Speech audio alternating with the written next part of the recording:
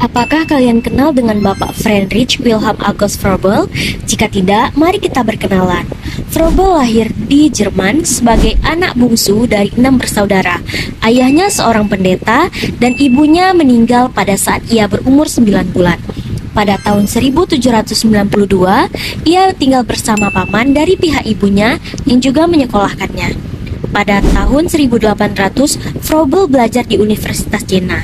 Dan pada tahun 1802, 10 Februari, ayah Froebel meninggal dunia.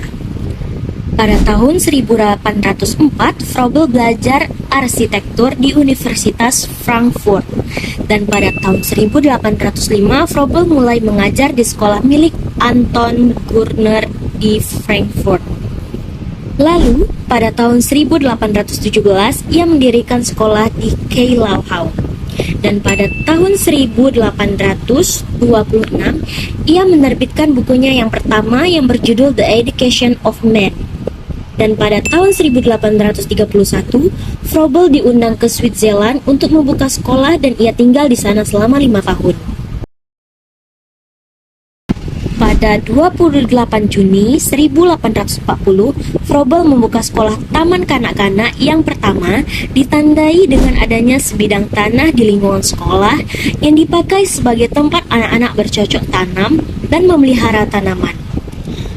Pada tahun 1847, 7 sekolah taman kanak-kanak dibuka di Jerman dan 40 buah sekolah taman kanak-kanak dibuka di seluruh Jerman. Dan pada tanggal 21 Juni 1852, Froebel meninggal dunia. Pengaruh Froebel dalam sejarah pendidikan yang pertama, pencetus kindergarten, yaitu dasar lahirnya pendidikan anak usia dini. Yang kedua, memperkenalkan alat permainan edukatif atau Froebel Games. Yang ketiga, menegaskan bahwa bermain adalah cara belajar terbaik bagi anak. Yang keempat, mengubah peran guru menjadi pembimbing perkembangan anak. Dan yang terakhir, mengintegrasikan kegiatan kreatif seperti bernyanyi, menggambar, dan berkebun dalam pendidikan. Friedrich Wilhelm memiliki 3 prinsip pembelajaran. Yang pertama, autoaktivitas, yaitu kegiatan yang dilakukan oleh anak sendiri atau kegiatan individualisme, di mana anak berperan aktif sebagai pelaku utama dalam setiap proses pembelajarannya.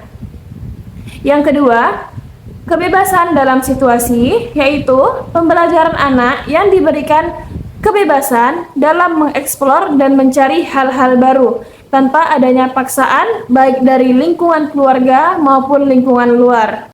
Yang ketiga, pengamatan dan peragaan, yaitu memberi kesempatan pada anak untuk melakukan pengamatan dan peragaan baik di lingkungan sekitar maupun di luar agar indera anak itu berkembang secara aktif dan secara optimal.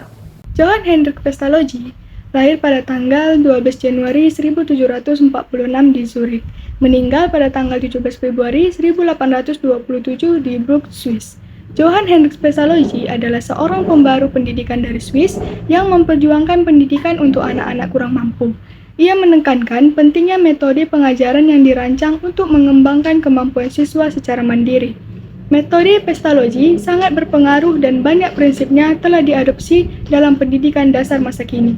Doktrin pedagogis Pestalozzi menekankan bahwa proses pembelajaran harus dimulai dari hal-hal yang sudah dikenal siswa menuju hal-hal baru, menggunakan metode yang konkret dan seni yang menarik, serta menggabungkan pengalaman emosional yang nyata. Metode ini disusun agar sesuai dengan tahap perkembangan anak secara bertahap. Pemikirannya sejalan dengan tokoh-tokoh seperti Johann Fred Herbert, Maria Montessori, John Dewey, John Piaget, dan para pendukung pendekat belajar melalui pengalaman bahasa seperti R.V. Allen. Johann Ernst Pestalozzi dikenal sebagai Hendrik Pestalozzi, merupakan pendidik terkenal yang lahir pada 12 Januari 1746 di Konfederasi Swiss Lama.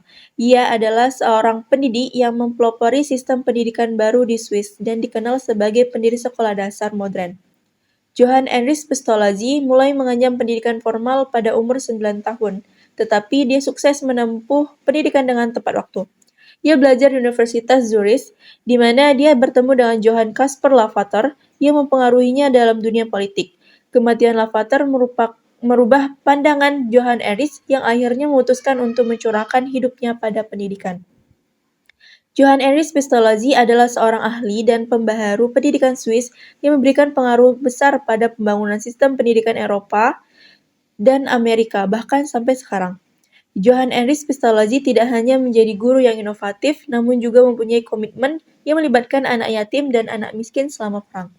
Metode pendidikan Pestalozzi menekankan pada pentingnya memberikan cinta dan kasih sayang, menciptakan lingkungan kekeluargaan di mana seorang anak akan tumbuh dan berkembang dengan alami menjadi a whole person, atau pribadi yang utuh, dengan keseimbangan intelektual, fisik, dan kemampuan teknis, serta dengan pertumbuhan emosional, moral, etika, dan agama.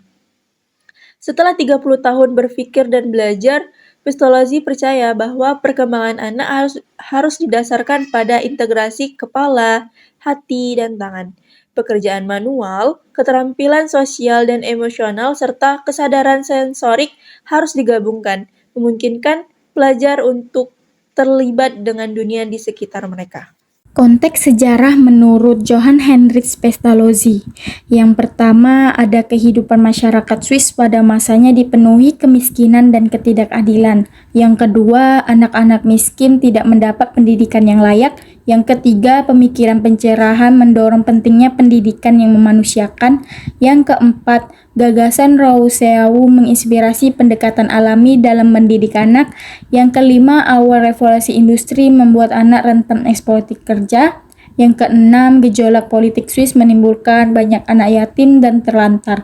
Yang terakhir, ketujuh, pengalaman Pestalozzi merawat dan mendidik anak miskin membentuk teorinya tentang pendidikan yang menyeluruh. Pendidikan menurut Pestalozzi yaitu mengembangkan anak secara utuh melalui hati atau moral, kepala atau pikiran, dan tangan itu adalah keterampilan, membentuk karakter dan moral yang baik, mendorong kemandirian dan tanggung jawab, belajar melalui pengalaman langsung, serta membentuk anak menjadi pribadi yang bermanfaat bagi masyarakat.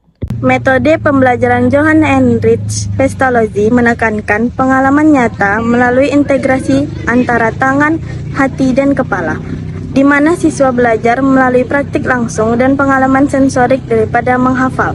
Tujuannya adalah mengembangkan manusia secara utuh, melibatkan keterampilan praktis, kecerdasan emosional moral, serta kemampuan berpikir kritis.